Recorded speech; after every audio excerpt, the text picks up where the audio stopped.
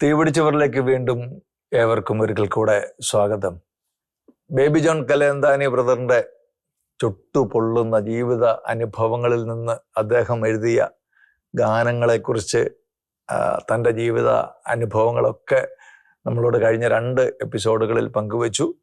ഈ എപ്പിസോഡിലും അദ്ദേഹം എങ്ങനെയാണ് ഒരു വചനപ്രഘോഷണ മേഖലയിലേക്ക് കടന്നു വന്നതും ഒപ്പം പരിശുദ്ധ മാതാവിനെ കുറിച്ച് കൂടുതലായി അദ്ദേഹം പ്രസംഗിക്കുകയും പാടുകയും ഒക്കെ ചെയ്ത അനുഭവങ്ങളൊക്കെ നമുക്ക് ഈ എപ്പിസോഡിൽ കേൾക്കാം. ബ്രദറെ, സ്വാഗതം. അങ്ങനെ ഒരു മരിയ ഭക്തൻ എന്നും കൂടെയാണ് അറിയപ്പെടുന്നത്. മാതാവിനോട് ഇത്രമാത്രം ഒരു തീക്ഷ്ണമായ ഭക്തി വരാനുള്ള കാരണം എന്തായിരുന്നു? ബ്രദറെ, ഇത് പലരും ചോദിക്കുന്നതാണ്. ചിലർ ചോദിച്ചിട്ടുണ്ട്, ഇത്രമാത്രം ബേബി എല്ലാ പ്രഘോഷണ വേദിയിലും മാതാവിനെ ഇങ്ങനെ വളരെ ഹൈലൈറ്റ് ചെയ്ത് ഇങ്ങനെ പറയുന്ന പോലെ തോന്നും. ഇത്രയും പറയണോ? ഈ ഡിവോഷൻ ഇത്രയും വേണോ? പക്ഷേ അതിൻ്റെ എൻ്റെ ഒരു ഞാൻ പറഞ്ഞ എല്ലാ അനുഭവമാണല്ലോ. എൻ്റെ ഒരു അനുഭവം എന്ന് പറയുന്നത്, ഈ കുഞ്ഞുനാളില് എൻ്റെ സ്വദേശം കലയന്താനി എന്ന് പറയുന്ന ഒരു കൊച്ചിടവകയാണ്, അമലോത്മാതന്റെ ഇടവകയാണ്. അപ്പോൾ എനിക്ക് കുടുംബത്തിൽ നിന്ന് കിട്ടിയിട്ടുള്ള ചിന്തകൾ എന്ന് പറഞ്ഞാൽ, എന്ത് പറഞ്ഞാലും എൻ്റെ കലയന്താനി മാതാവേ എന്ന് കേൾക്കുന്ന വിളി സ്വാഭാവികമാണല്ലോ ഗ്രാമാന്തരീക്ഷത്തിലുള്ള. അപ്പൊ ഞാനും എൻ്റെ കുഞ്ഞുനാൾ മുതലേ എന്റെ ഹൃദയത്തില് ഏറ്റവും വലിയ ആള് മാതാവാ. അപ്പൊ സത്യത്തില് ഈശോയോ അല്ലെങ്കിൽ ദൈവമേ അങ്ങനെയൊന്നും വിളിക്കില്ല. എനിക്ക് ഈ മാതാവ് എപ്പോഴും മാതാവ്. അത് സ്വാഭാവികമായി വളർന്നു വന്നപ്പോൾ അതൊരു ഗാഢമായ ഒരു ബന്ധമായി മാറി. പക്ഷെ പിന്നീടാണ് അതിന്റെ അർത്ഥവ്യാപ്തി. അത് ഈ മരിയ ഭക്തിയെ ഇത്രയും എടുക്കണോ എന്നുള്ളവർക്കെല്ലാം ഒരു ചോദ്യമാണ്, അല്ല ഒരു ഉത്തരവായിട്ട് ഞാനിത് പറയാതെ എൻ്റെ എളിയ അനുഭവത്തിൽ ഞാൻ പറയുന്നത്. പലരും ഇങ്ങനെ ചിന്തിച്ചിട്ടുണ്ട്, ഇങ്ങനെ ചോദിച്ചിട്ടുണ്ട്. പക്ഷെ പിന്നീട് എനിക്ക് മനസ്സിലായത്, ഈ മരിയ ഭക്തി ശരിക്ക് പരിശുദ്ധ തൃത്വ സ്നേഹത്തിന്റെ ഒരു പൂർണ്ണതയിലേക്ക് നയിക്കുന്നു എന്നൊരു ദിവ്യ രഹസ്യമുണ്ട്. കാരണം ഞാൻ ഈ ജപമാല നന്നായിട്ട് ജപമാലയില് ഈ അങ്ങയുടെ ഉദരത്തിൽ ഫലമായി ഈ ഈശോ നാമം ഉച്ചരിച്ച് ഈ ജപമാല ചൊല്ലി പ്രാർത്ഥിക്കുമ്പോൾ ഞാൻ ഓരോ പാട്ട് എഴുതുമ്പോഴും ദിവ്യകാരുണ്യ സന്നിധിയിൽ ജപമാല ചൊല്ലിയാണ് എഴുതുന്നത്. അപ്പോൾ എഴുതുന്ന പാട്ടുകളോട് നോക്കുക, മാതാവിനെ വിളിച്ചാൽ എഴുതുന്ന, മധ്യസ്ഥം വിളിച്ചാൽ എഴുതുന്നെങ്കിലും എഴുതിയ പാട്ട് മുഴുവൻ ഞാൻ നിന്നെ സൃഷ്ടിച്ച ദൈവം, ആബാ ദൈവമേ, എൻ്റെ മുഖംപാടിയിൽ ദൈവത്തിന് മുഖംപാടും, ഇസ്രായേലിൻ നാഥനായി വാഴുമേഘ ദൈവം, ആ സ്നേഹം ആ ദിവ്യ സ്നേഹമാണ് ദൈവം, ദൈവത്തെ മറന്നു കുഞ്ഞായി ജീവിക്കരുത്. എല്ലാം ദൈവത്തെ കുറിച്ച് മാത്രമല്ല, ഇസ്രായേലൊക്കെ ഇത്ര നാഥൻ എന്നൊക്കെ പറയുമ്പോൾ ഇത്രയും ജനപ്രീതി നേടുന്ന രീതിയിലൊക്കെ മാറുന്നതിന് പിന്നിൽ എനിക്ക് മനസ്സിലായത്, ഈ പരിശുദ്ധ അമ്മയെ മുറുകെ പിടിച്ചാൽ അമ്മ നയിക്കുന്ന ഒരു സ്നേഹത്തിന്റെ ഉണർവാണ് ദൈവസ്നേഹം. അല്ലാതെ അമ്മയെ നമ്മൾ കൂടുതൽ ഇങ്ങനെ ഹൈലൈറ്റ് ചെയ്യുന്നതല്ല, അമ്മ വഴി ഈ സ്നേഹത്തിന്. അതുപോലെ തന്നെ കുർബാനയെ കുറിച്ച് ധാരാളം പാട്ടുകൾ. അതുപോലെ തന്നെ ഈശോ, എത്ര നല്ല സ്നേഹം എൻ്റെ ഈശോ, ഈ ലോക മോഹങ്ങളെക്കാൾ ഈ ലോക വിജ്ഞാനത്തെക്കാൾ എല്ലാവരും ഉപരിയായി ഈശോയെ തന്നെ ഞാൻ സ്നേഹിക്കുന്നു. അതുപോലെ തന്നെ കണ്ണീർ തുടയ്ക്കാൻ മാറോട് ചേർക്കാൻ ഈശോയെ എഴുന്നുള്ള നിമിഷം. അപ്പൊ ഈശോയെ കുറിച്ച് പിതാവായ ദൈവം, ഈശോ, പിന്നെ പരിശുദ്ധാത്മാവ്, പിന്നെ ദിവ്യകാരുണ്യത്തിന്റെ സക്രാരി തന്നിൽ നിത്യം വാഴുന്ന പരിശുദ്ധ പരമമാം ദിവ്യകാരുണ്യമേ, പിന്നെ ഈശോയുടെ അതിദാരുണമാം പീഡാസഹനങ്ങളെ ഓർത്തെന്നും. ഇതെല്ലാം ഈ അമ്മയോട് പ്രാർത്ഥിക്കുമ്പോഴാണ് എഴുതുന്നത്. അപ്പൊ എനിക്ക് മനസ്സിലായി, ഈ മരിയ ഭക്തി അവിടെ നിൽക്കുകയല്ല, അവിടെ നിന്ന് അമ്മ വഴി ഈ സന്നങ്ങളിലേക്ക് വിന്യസിക്കുന്നു.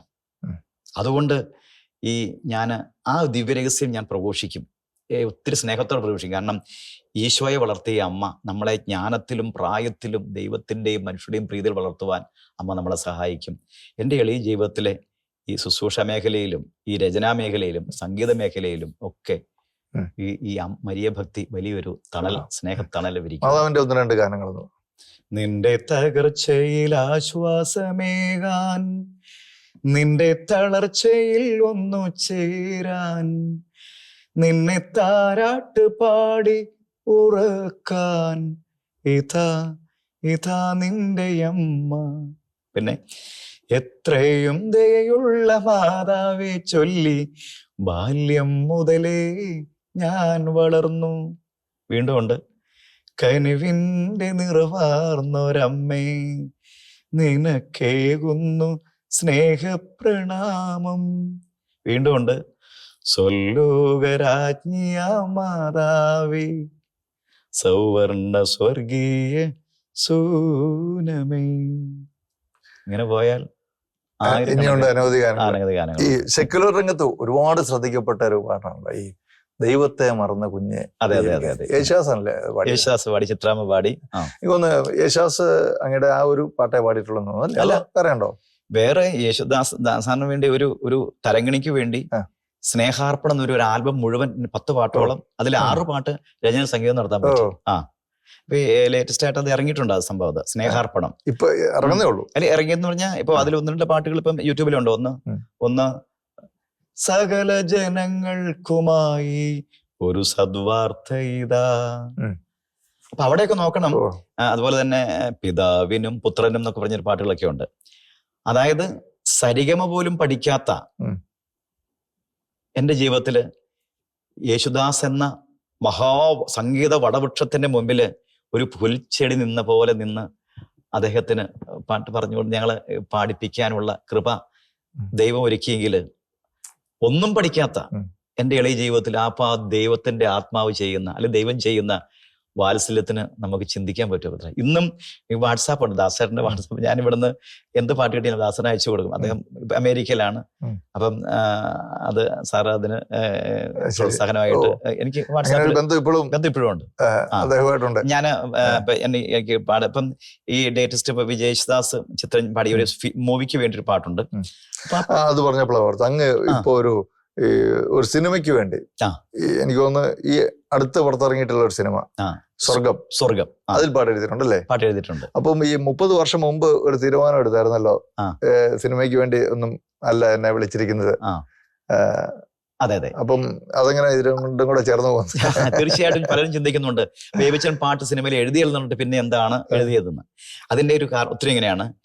ഡിവൈൻ ധ്യാന കേന്ദ്രത്തിൽ വെച്ച് 30 വർഷം മുമ്പാണ് അന്ന് കൗൺസിലർ പറയുന്നത്, മോനെ ആ മേഖലയല്ല, ഈ മേഖലയാണ് എന്ന് പറയുന്നത്. ഈ 30 വർഷത്തിന് ശേഷം അപ്പൊ ഞാൻ അന്ന് തീരുമാനമെടുത്തിരുന്നത്, പാട്ട് എഴുതും, സിനിമയ്ക്ക് വേണ്ടി എഴുതും, പക്ഷെ ഭക്തിഗാനം മാത്രമേ എഴുതുള്ളൂ, മറ്റു ഗാനങ്ങൾ എഴുതിയെന്നുള്ളതാണ്. അപ്പൊ അങ്ങനെയാണ് ഞാൻ കാത്തിരുന്നു. അപ്പൊ ഇങ്ങനെ ഒരു പാട്ട് വന്നു.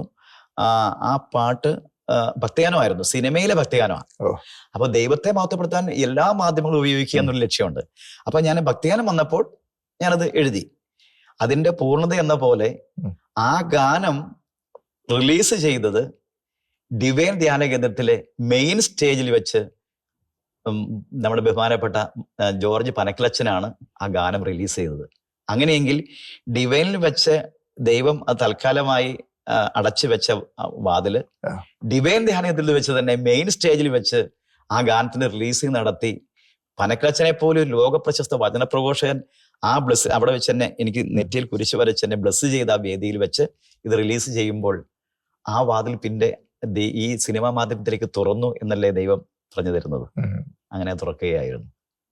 അപ്പൊ ഈ സിനിമയിലെ ഈ ഗാനം അതിന്റെ ഒരു എനിക്ക് തോന്നുന്നത് പുറത്തോട്ട് ഇറങ്ങിയിട്ടില്ല. ഇറങ്ങി വളരെ ഇതാണ്. സ്നേഹ ചൈതന്യമേ ജീവസംഗീതമേ എന്ന് പറഞ്ഞൊരു ഗാനമാണ്. അത് വളരെ ജനങ്ങൾ ഏറ്റെടുത്തു കഴിഞ്ഞു.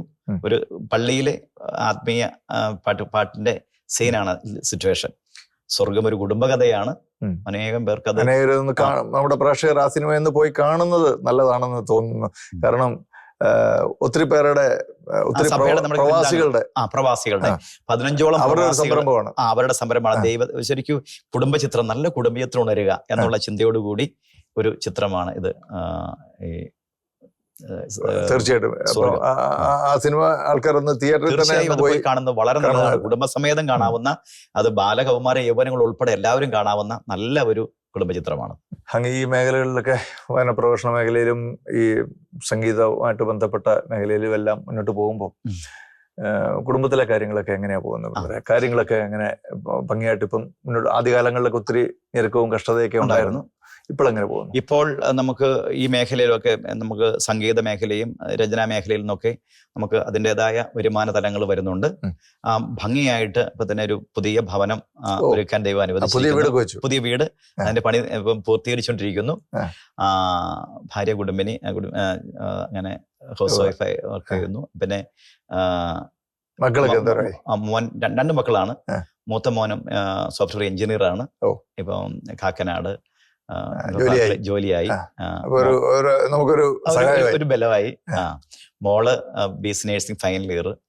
അങ്ങനെ മനോഹരം. അത് ദൈവത്തിന്റെ വാഗ്ദാനം. ഞാൻ നിന്നെ നിശ്ചയമായും അനുഗ്രഹിക്കും എന്ന് ദൈവം വാഗ്ദാനം നൽകിയത് ഇന്ന് അക്ഷരാർത്ഥത്തിൽ ഞാൻ അനുഭവിച്ചുകൊണ്ടിരിക്കുക. കാരണം അന്ന് പലരും ഇങ്ങനെ നമ്മളെ ഇങ്ങനെ അങ്ങനെ സ്വാഭാവികമായിട്ടും, പക്ഷെ ഇന്ന് അതിനെല്ലാം ദൈവം ഈ ഗാനങ്ങളിലൂടെ ഒരു ദിവസം എവിടെയെങ്കിലും ഒരു പാട്ട് കേൾക്കും ബ്രദറെ, പള്ളിയിലായിക്കൊള്ളട്ടെ, യാത്രാവേളയിലായിക്കൊള്ളട്ടെ, എവിടെയെങ്കിലും ഒരു ഗാനം കേൾക്കുമ്പോൾ മനസ്സ് നിറയും.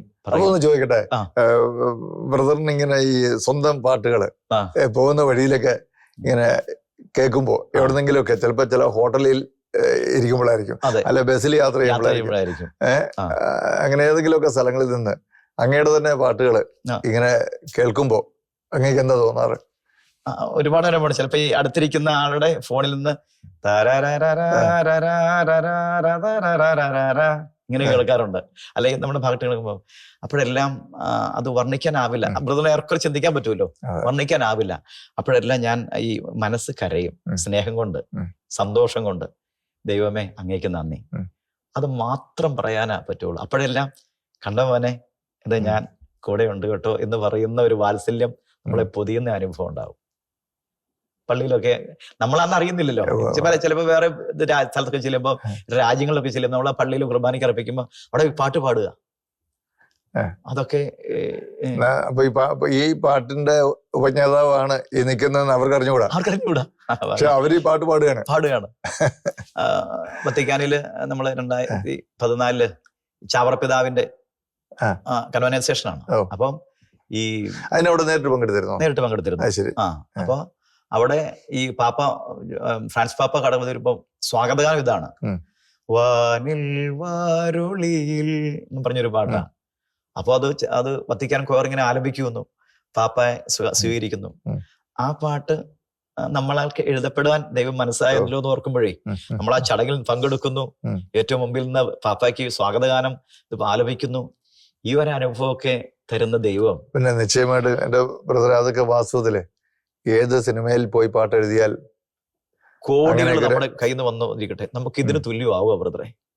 ഇതൊരു അനുഭവം മാത്രമല്ല, ദൈവത്തിന്റെ താരാട്ടിന്റെ ഒരു സാന്ത്വനത്തിന്റെ ഒക്കെ, അല്ലെ നെഞ്ചോട് ചേർത്ത് ഉമ്മ തരുന്നതൊക്കെ അല്ലേ അതൊക്കെ സത്യത്തിൽ. അതാണ് ഞാൻ ജീവിതത്തിലെ എത്രമാത്രം കഷ്ടങ്ങളിലൂടെയും പ്രയാസങ്ങളിലൂടെയും ഒക്കെ നമ്മള് കടന്നുപോയിട്ടുണ്ടെങ്കിലും യാക്കോബിന്റെ ലേഖനത്തിൽ പറഞ്ഞിട്ടുള്ള ഒരു കാര്യമുണ്ടല്ലോ, കർത്താവിന്റെ നാമത്തിൽ പ്രവചിച്ചിട്ടുള്ള പ്രവാചകന്മാരെ സഹനത്തിന്റെയും ദീർഘക്ഷമയുടെയും മാതൃകയായിട്ട് വേണം നിങ്ങൾ കാണുവാൻ. എന്നിട്ട് ജോബിന്റെ കഥയൊക്കെ പറഞ്ഞിട്ട് പറയുകയാണ്, കർത്താവ് അവസാനം അവനോട് എന്ത് ചെയ്തു എന്ന് നിങ്ങൾ മനസ്സിലാക്കിയിട്ടുണ്ട്. ശരിക്കും അക്ഷരാർത്ഥത്തിൽ അങ്ങനെ തന്നെയാണ് അല്ലേ? അത് സഹിക്കുന്ന എല്ലാ മക്കളോടുള്ള ഒരു സന്ദേശതേ ഉള്ളൂ. ഇത് ഈ പ്രഭാഷകൻ 2:4 പറയുന്നുണ്ടല്ലോ, വരുന്ന ദുരിതങ്ങളെല്ലാം സ്വീകരിക്കുക, ഞെരുക്കുന്ന ദൗർഭാഗ്യങ്ങളിൽ ശാന്തത കൈവിടരുത്. എന്തെന്നാൽ സ്വർണം അഗ്നിയിൽ ശുദ്ധി ചെയ്യപ്പെടുന്നു, സഹനത്തിന്റെ ചൂളയിൽ കർത്താവിന് സ്വീകാര്യരായ മനുഷ്യരും അതിന് പ്രതിഫലം തരാതിരിക്കില്ല. അത് എത്രമാത്രം താഴ്ത്തപ്പെട്ടോ അത്രമാത്രം ഉയർത്തിയേ നമ്മുടെ ദൈവം നമ്മള്. അതാണ് ശരിക്കും യാക്കോബിന്റെ ലേഖനത്തിൽ ആ ജോബിന്റെ കാര്യം പറഞ്ഞിട്ട് പറയുകയാണ്, അവസാനം ജോബിനോട് എന്താ ചെയ്തത്? നഷ്ടപ്പെട്ടതെല്ലാം അവന് ഇരട്ടിയായിട്ട് കൊടുക്കുക. അതാണ് ദൈവം. ശരിക്കും കർത്താവിൽ മാത്രം ആശ്രയിച്ച് ഈ സഹനങ്ങളിലൂടെ കടന്നു പോകുന്നവർക്കുള്ള വലിയ ഒരു ദൂതാണ് ആ ലേഖനത്തിൽ പറഞ്ഞിരിക്കുന്ന പോലെ തന്നെ. കർത്താവിന്റെ നാമത്തിൽ പ്രവചിച്ചിട്ടുള്ള പ്രവാചകന്മാരെ സഹനത്തിന്റെയും ക്ഷമയുടെയും മാതൃകകളായിട്ട് ശരിക്കും നമ്മൾ ഒരു മാതൃകയാണ്. അവരുടെ ജീവിതത്തിൽ പിന്നീട് ദൈവം ചെയ്യുന്നത് നിങ്ങൾ കണ്ടോണം. കർത്താവിനെ വിളിച്ച് അപേക്ഷിച്ചിട്ട് ആരും എവിടെയാണോ, ഏത് മണ്ണിലാണോ, എവിടെയാണോ വീണഴുകിയത്, എവിടെയാണോ തകർന്നത്, അവിടെ തന്നെ പടുത്തുയർത്തും അവരുടെ മുമ്പില്. ഇത് കേൾക്കുന്ന ഒരുപാട് പേർക്ക് ഇതൊരു വലിയ ബലമാണ്. തീർച്ചയായും എനിക്കതിൽ അതുകൊണ്ട് നമ്മളാ കഴിയുന്ന പോലെ എന്തെങ്കിലും കുഞ്ഞു കാര്യങ്ങൾ ചെയ്യാൻ കഴിഞ്ഞാൽ അതാണ് നമുക്കൊരു ധന്യത. ശരിക്കും അങ്ങയുടെ ജീവിതം വളരെ ധന്യമായിട്ടുണ്ട്. ഇനിയും ഒരുപാട് ദൂരം ഇനിയും സഞ്ചരിക്കേണ്ടതായിട്ടുണ്ട്. സന്തോഷം. ഇനിയുണ്ട് ഒരുപാട് ദൂരം ഇനിയുണ്ട്. ശരിക്കും അങ്ങയുടെ തീവ്രമായ ആഗ്രഹം എന്താ ഇനിയുള്ള? ആഗ്രഹം ഇതാണ്, അതായത് കാരണം ഗാനരചന രംഗത്ത് ഉവ്വ. അങ്ങ് ഒത്തിരി ഉയരങ്ങൾ കീഴടക്കിയിട്ടുണ്ട്. ദൈവത്തിന് മഹത്വം. ഇനി എന്താണ് അങ്ങയുടെ സ്വപ്നം? എന്താ സ്വപ്നം എന്ന് പറഞ്ഞത് അത് ഞാൻ പ്രാർത്ഥന വെക്കാറുണ്ട്. അതായത് ഒറ്റ കാര്യമുള്ളൂ, ഈ കർത്താവായ യേശുവിൽ വേരുറപ്പിക്കുന്നവൻ ഒരിക്കലും വളർന്നു പോകില്ല. അപ്പൊ ഈ യേശുവിന്റെ നാമമഹത്വം ജനകോടികൾ കൊടുക്കണം. ഈ യേശുവിലാണ് രക്ഷ. അവനിൽ അഭയം പ്രാപിക്കുന്നവൻ ഒരിക്കലും അവൻ കൈവിടില്ല, അഭയം പ്രാപിക്കുന്നവനെ മാത്രമല്ല. അപ്പൊ ആ സന്ദേശം രചനയിലൂടെ, സംഗീതത്തിലൂടെ, ആലാപനത്തിലൂടെ, റേഡിയോ, ടെലിവിഷൻ, സിനിമ, പ്രസിദ്ധീകരണങ്ങൾ, ഏതെല്ലാം വേദി കിട്ടുന്നു അവിടെ മുഴുവൻ കൊടുക്കുക. നമ്മുടെ മതത്തിന് വേണ്ടിയല്ല, ഈ സ്നേഹത്തെ ലോകം അറിയണം, ഈ രക്ഷയെ ലോകം അറിയണം. ഈ ക്രിസ്തുവാണ് രക്ഷയെന്നും ആ യേശുവിൽ മാത്രമാണ് രക്ഷയെന്നുമുള്ള സത്യം ലോകത്തോട് ഏതെല്ലാം രീതിയിൽ പറയാൻ കഴിയുമോ അത് പറയാം. അതിനുവേണ്ടി എന്തൊക്കെ സാധ്യതകളുണ്ടോ അത് മുഴുവൻ പ്രയോജനപ്പെടുത്തുക. ആധുനിക വാർത്താ മാധ്യമങ്ങളെല്ലാം ഉപയോഗിക്കുക, അതിനുവേണ്ടി ഉപയോഗിക്കുക. കാരണം സത്യം ഇത് മാത്രമേ ഉള്ളൂ. ബാക്കിയെല്ലാം നമ്മൾ സത്യത്തിന്റെ ചില കിരണങ്ങളുണ്ട് മാത്രം തോന്നുന്നൊക്കെയുള്ളൂ. പക്ഷെ യേശു മാറ്റമില്ലാത്തവൻ. എൻ്റെ എളിയ അനുഭവം അതാണ്. ആ കർത്താവ് കൈവിട്ടില്ല. പ്രതികൂലതകൾ ഏറെ ഉണ്ടായിരുന്നു, സഹനങ്ങളേറെ ഉണ്ടായിരുന്നു, പക്ഷെ കർത്താവ് പിടിച്ച കൈ ഉണ്ടല്ലോ. അവിടുത്തെ കാരണമുണ്ട്, നമ്മുടെ വീഴ്ചകളുണ്ട്, നമ്മൾ കുറവുകളും, എല്ലാ ശൂന്യതകളും ബലഹീനത എല്ലാമാണ്. പക്ഷെ അവിടുത്തെ ശക്തിയും ബലവും കരുണയും കൃപയും അത് നമ്മളെ ചേർത്ത് പിടിച്ചു. അതുകൊണ്ട് അത് മാത്രമേ ഉള്ളൂ, ദൈവത്തിൽ അഭയം പ്രാപിക്കുക, കർത്താവിൽ മുറുകെ പിടിക്കുക. അവൻ ഏത് പ്രതികൂലതയിലും അവനെ ദൈവം നട്ടുനനച്ച് വളർത്തുയർത്തും. തകർന്നടിയുന്ന തലത്തിൽ നിന്നും അവനെ പടുത്തുയർത്തി അവൻ മലമേലുയർന്ന നഗരമായി പ്രശോഭ തൂകുന്ന ഇതായി ദൈവം മാറ്റും. അപ്പൊ അതിനുവേണ്ടി പ്രവർത്തിക്കുക. വേറെ ഒന്നിനും എനിക്ക് സമയം, ഞാൻ ഫുൾ ടൈം, പലരും ഇവനെ എങ്ങോടെ രാവിലെ പോകണമെന്ന് ചിന്തിക്കാറുണ്ട്. പക്ഷേ എൻ്റെ ബ്രദറെ, ഇന്ന് മുഴുവൻ സമയവും ആരും എന്തും പറഞ്ഞു കൊള്ളട്ടെ, എൻ്റെ കർത്താവിന് വേണ്ടി മാത്രമാണ്. അങ്ങ് വിശുദ്ധ കുർബാനയുടെ ഒരു ഭക്തനാണെന്ന് കേട്ടിട്ടുണ്ട്. ഒരു ദിവസം പോലും പരിശുദ്ധ കുർബാന മുടക്കാറില്ല. അതെന്താ അങ്ങനെ ഒരു അത്ര നിർബന്ധ ബുദ്ധിയാലുള്ള ഒരു തീരുമാനമാണോ? അതിന്റെ വചനം ഇതാണ്. വചനം എന്താ പറയുന്നത് ബ്രദറെ? എന്നെ കൂടാതെ നിങ്ങൾക്കൊന്നും ചെയ്യാൻ സാധ്യമല്ല. അപ്പോ ഇത് ഈ സർഗാത്മക, ഈ സൃഷ്ടികർമ്മം, നമ്മളിപ്പോ ഒരു രചന ആയിക്കോട്ടെ, സംഗീതം ആയിക്കോട്ടെ, ഇതെല്ലാം നമ്മൾ ചെയ്യുന്നതല്ല. ഇത് ദൈവം ചെയ്യണം, ദൈവത്തിന്റെ ആത്മാവ് ചെയ്യണം. ആ ദൈവാത്മാവിന്റെ അല്ലെങ്കിൽ ത്രിത്വത്തിന്റെ സമന്വയമാണ് പരിശുദ്ധ കുർബാന. ഈ ദിവ്യകാരുണ്യമായ നാഥൻ എൻ്റെ ഹൃദയത്തിൽ ഉണ്ടെങ്കിൽ മാത്രമേ എനിക്ക് എന്തെങ്കിലും ചെയ്യാൻ പറ്റൂ. ഈ ബോധ്യം ആദ്യകാലം മുതലുണ്ടായിരുന്നു. ഇപ്പം ഇത് ഈ 30 വർഷം എന്ന് പറയുമ്പോൾ, ഈ 30 വർഷം, ഈ ഡിസംബർ 12 ആകുമ്പോൾ 30 വർഷം തികയുകയാണ് കുർബാന മുടങ്ങാതെ പോയിട്ട്. 30 വർഷം തികയുകയാണ്. അതായത് ഈ ഞാൻ നിന്നെ സൃഷ്ടിച്ച ദൈവം എന്ന ഗാനം ഉറവെടുക്കുന്ന ആ ദിവ്യകാരുണ്യ തലത്തിൽ നിന്നും തുടങ്ങിയ ദിവ്യകാരുണ്യ പ്രയാണം, അത് വിദേശത്ത് ഇതുണ്ടെങ്കിലും ഈ വിദേശ യാത്രകളിലൊക്കെ എന്ത് ചെയ്യും? വിദേശ യാത്രകൾ എന്ന് പറഞ്ഞാൽ പലപ്പോഴും ഈ അവിടെ സ്പോൺസർ ചെയ്യുന്നവരും കഷ്ടപ്പെട്ടിട്ടുണ്ട്. കാരണം നമുക്ക് വേണ്ടി തന്നെ ഞാൻ ഓർക്കുന്നുണ്ട്, ഞങ്ങള് ന്യൂയോർക്കിൽ നിന്ന് ഡെൻവർ അവിടെ നിന്ന് കാലിഫോർണിയയിലേക്കുള്ള യാത്രയിൽ ഫ്ലൈറ്റ് താമസം വരുന്ന ഒരവസ്ഥ. അതിന് കാരണം എൻ്റെ കുർബാനയ്ക്ക് ഞാൻ നിന്നതായിരുന്നു. ഫ്ലൈറ്റ് താമസിച്ചില്ല, അല്ലാതെ ഞാൻ താമസിച്ചു പോയി. അപ്പൊ അത് ഈ സംഘാടകരിൽ ഒരുപാട് അസ്വസ്ഥ ഉണ്ടാക്കി. വേവിച്ച് ഇങ്ങനെ നിർബന്ധത്തിൽ പിടിക്കരുത്, കാരണം കുർബാനയ്ക്ക് അതിന്. പക്ഷേ എനിക്ക് ആ കുർബാനയിൽ നീങ്ങാൻ പറ്റില്ല. അപ്പൊ അതുപോലെ സങ്കീർണമായ ഒരുപാട് വേദികൾ ഒരുക്കിയിട്ടുണ്ട്. പക്ഷെ കുർബാന മുടങ്ങാതെ കർത്താവ് ഈ കോവിഡ് കാലത്ത് പോലും മനോഹരമായിട്ട് ദൈവം നയിച്ചു. അപ്പൊ എനിക്കൊരു കാര്യം മനസ്സിലായി, നമ്മുടെ ഏത് ശുശ്രൂഷയായിക്കൊള്ളട്ടെ, ഏത് പ്രവർത്തനമായിക്കൊള്ളട്ടെ, പരിശുദ്ധ കുർബാനയും കുർബാനയിലേക്ക് ചേർത്ത് പിടിക്കുന്ന പരിശുദ്ധ അമ്മയും, ഈ രണ്ട് കാര്യമാണ് സഭയുടെ ഉണർവിനെയും സഭയുടെ ശുശ്രൂഷയുടെ ബലവും ഒരു ശുശ്രൂഷകന്റെ കരുത്തും ഈ പരിശുദ്ധ കുർബാനയാണ്. അതിനെനിക്ക് ഒന്നും അവകാശപ്പെടാനില്ല, ഞാൻ വലിയ ആത്മീയെന്ന് പറയാനില്ല. കർത്താവിന്റെ കരുണ കൊണ്ടും കൃപ കൊണ്ടും ഈ കുർബാനയിൽ ആശ്രയിക്കുന്നു. ഇന്നും രാവിലെ കുർബാന അർപ്പിച്ചാ വന്നേ. അപ്പൊ അവിടെ നമുക്ക് കുറവുകളുടെ ശൂന്യത ഉണ്ടാവാം, അത് കർത്താവിനറിയാം. നമ്മളെ അർപ്പിച്ച ബലിയിൽ എന്തുമാത്രം പൂർണ്ണതയുണ്ടെന്നൊക്കെ നമ്മുടെ ഭാഗത്തു നിന്നുള്ള. പക്ഷേ കർത്താവ് ഇന്നും നയിക്കുന്നു. അതിന് ഒരു മാറ്റമില്ല. കുർബാന ഇല്ലെങ്കിൽ പ്രോഗ്രാം ഇല്ല. ഈ ഒരു 10-15 മണിക്കൂറൊക്കെ അടുപ്പിച്ച് ഫ്ലൈറ്റ് യാത്രയൊക്കെ വരിക, ആ സമയത്ത് എന്ത് ചെയ്യും? ഞാൻ ഓർക്കുന്നുണ്ട്, ഇപ്പൊ അമേരിക്കൻ ട്രിപ്പ് ഇവിടുന്ന് പോകുമ്പോൾ ഞങ്ങൾ പോകുന്ന ഗ്രൂപ്പ് വിൽസൺ ബറോ, മിൻമിനി, ദലീമ, പീറ്റർ ചേരാനല്ലൂര്, അങ്ങനെ ഞങ്ങൾ ഒരു ഗ്രൂപ്പ് പോവുകയാണ് മ്യൂസിക് പ്രോഗ്രാമിന് വേണ്ടി. അപ്പൊ നമ്മൾ നെടുമ്പാശ്ശേരി അതിനടുത്തുള്ള ഒരു പള്ളിയിൽ രാത്രി 3 മണിക്ക് കുർബാന അർപ്പിക്കുകയാണ്. അപ്പൊ ആ ദിവസത്തെ കുർബാനയായി. അപ്പൊ കൂടെയുള്ള ആൾക്കാർക്കൊന്നും ഇതിനോട് വലിയ താല്പര്യമൊന്നും താല്പര്യമില്ല. അത് ഞാൻ പറഞ്ഞു നമുക്ക് ഒരു പണി ചെയ്യാം, കുർബാന അർപ്പിച്ച് നമുക്ക് നന്നായിട്ട് തുടക്കം കുറിക്കാം എന്ന് പറഞ്ഞപ്പോ ശരി, അത് നല്ലതാണ്. അപ്പൊ എന്റെ ഉള്ളിൽ ലക്ഷ്യം എന്ന് പറഞ്ഞാൽ എന്റെ കുർബാന മുടങ്ങരുത്. പക്ഷേ ആ ഗ്രൂപ്പിൽ നമുക്കൊരു കുർബാന അർപ്പിച്ച് നമുക്ക് തുടങ്ങാം, നമുക്ക് ആരംഭം. അങ്ങനെ ഞങ്ങൾ എന്നിട്ട് നെടുമ്പാശ്ശേരിക്ക് അടുത്തുള്ള പള്ളിയിൽ കുർബാന അർപ്പിച്ചിട്ട് ഞങ്ങൾ യാത്ര തുടർന്നു. പിന്നെ അവിടെ ചില പിറ്റേ ദിവസമാണ് പിറ്റേ ദിവസം അങ്ങനെയുണ്ട്. അതുപോലെ തന്നെ ഒരുപാട് കുർബാന കിട്ടാതെ കുർബാന കർത്താവ് ഒരുക്കി തന്ന എത്രയോ അനുഭവങ്ങളുണ്ടെന്ന് അറിയാം. അതിന് സമയമില്ല, ഒരുപാട് അനുഭവങ്ങളുണ്ട്. അതൊക്കെ ഓർത്ത് എഴുതിയ ഒന്ന് വിളിച്ചാൽ ഓടി എൻ്റെ അരികിലെത്തുന്ന പാട്ടൊക്കെ ഇങ്ങനെ കുർബാന അനുഭവത്തിൽ നിന്ന് എഴുതിയ പാട്ടുകളാണ്. അപ്പോൾ നമ്മുടെ കഴിവ് കൊണ്ടല്ല, ദൈവത്തിന്റെ കരുണ കൊണ്ടാണ് ഈ ദൈവം എന്നെ നമുക്ക് ഇതിന് ഒരുക്കുന്നത്. ഇപ്പൊ ഈ വരുന്ന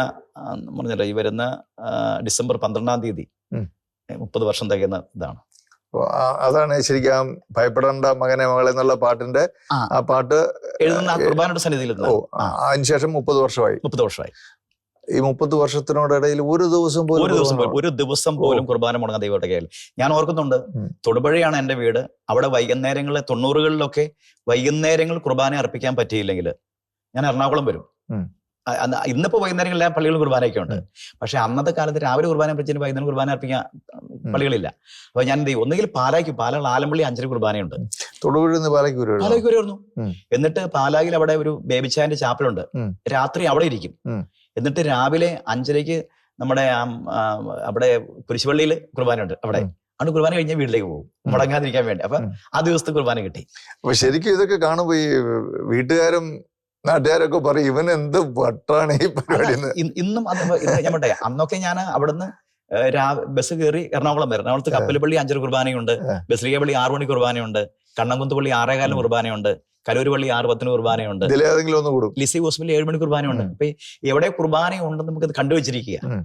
അപ്പൊ രാവിലെ അവിടെ കുർബാന അർപ്പിക്കാൻ പറ്റിയില്ലെങ്കിൽ എറണാകുളം വരും. അപ്പൊ എനിക്കൊരു കാര്യം മനസ്സിലായി, മനസ്സ് വെച്ചാൽ കർത്താവ് റെഡിയാണ്, നമുക്ക് പരിശുദ്ധ കുർബാനയിൽ ആഴ്പ്പെടാൻ പറ്റും. പക്ഷേ ഈ സഭ നിഷ്കർഷിക്കുന്ന കുമ്പസാരവും നമുക്ക് മാക്സിമം നമ്മുടെ ഹൃദയം ഒരുക്കി, ഇത് ചടങ്ങായിട്ട് മാറരുത്. അവിടെയാണ് പ്രശ്നം. പലരും ഇതൊരു വാശിക്കുന്നത് പോലെ, അല്ലെങ്കിൽ ഒരു റെക്കോർഡ് ഇടാൻ വേണ്ടി ഒട്ടും പ്രോത്സാഹിപ്പിക്കാൻ പറ്റുന്ന കാര്യമല്ല. തീർച്ചയായിട്ടും ഇത് പറയുമ്പോൾ മറുഭാഗം എനിക്കറിയാം.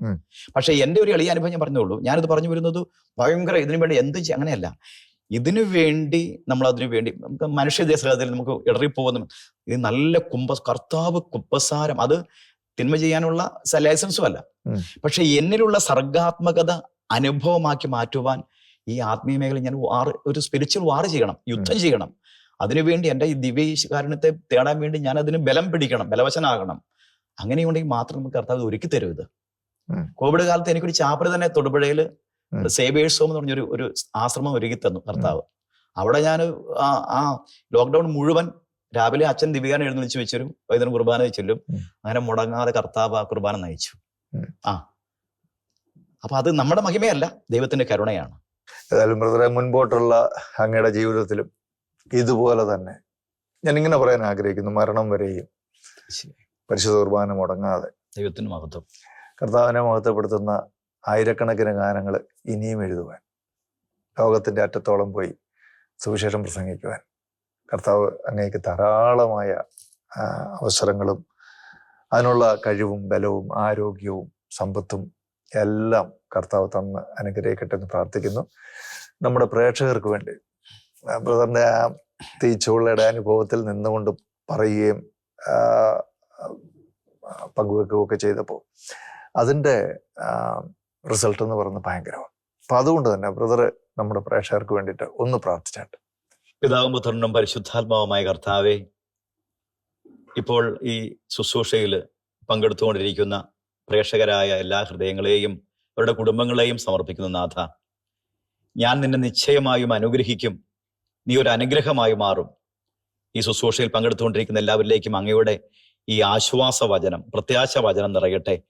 തളർന്നും നുറുങ്ങിയും ഹൃദയം നുറുങ്ങിയും നൊമ്പരപ്പെട്ടും സഹന വഴികളിലും കണ്ണീരിലും കഴിയുന്ന അനേകായുള്ള ദൈവമേ, അവരോടെല്ലാം അങ്ങയുടെ വചനം, പ്രത്യാശയുടെ വചനം കടന്നു ചെല്ലട്ടെ. നീ തളരണ്ട, നീ പതറണ്ട, നിന്നെ ഞാൻ അനുഗ്രഹിക്കും. നീ വലിയ അനുഗ്രഹമായി മാറും, നീ ഒരു അനുഗ്രഹമായി മാറും. കർത്താവിൻ്റെ വചനം നിറവായി മാറട്ടെ. പരിശുദ്ധ അമ്മേ, വിശുദ്ധ യൗസേപ്പ് പിതാവേ, സകല വിശുദ്ധരെ, സ്വർഗീയ ദൂതവൃന്ദഗണങ്ങളെ, കാവൽ മാലാഖമാരെ, ഈ ശുശ്രൂഷയിൽ പങ്കെടുത്തിരിക്കുന്ന എല്ലാ പ്രേക്ഷകരെയും അവർക്ക് വേണ്ടി മാധ്യസ്ഥം വഹിക്കണമേ. പിതാവും പുത്രനും പരിശുദ്ധാത്മാ ത്രിയേക ദൈവമേ, അവരെ അനുഗ്രഹിക്കണമേ. ആമേൻ.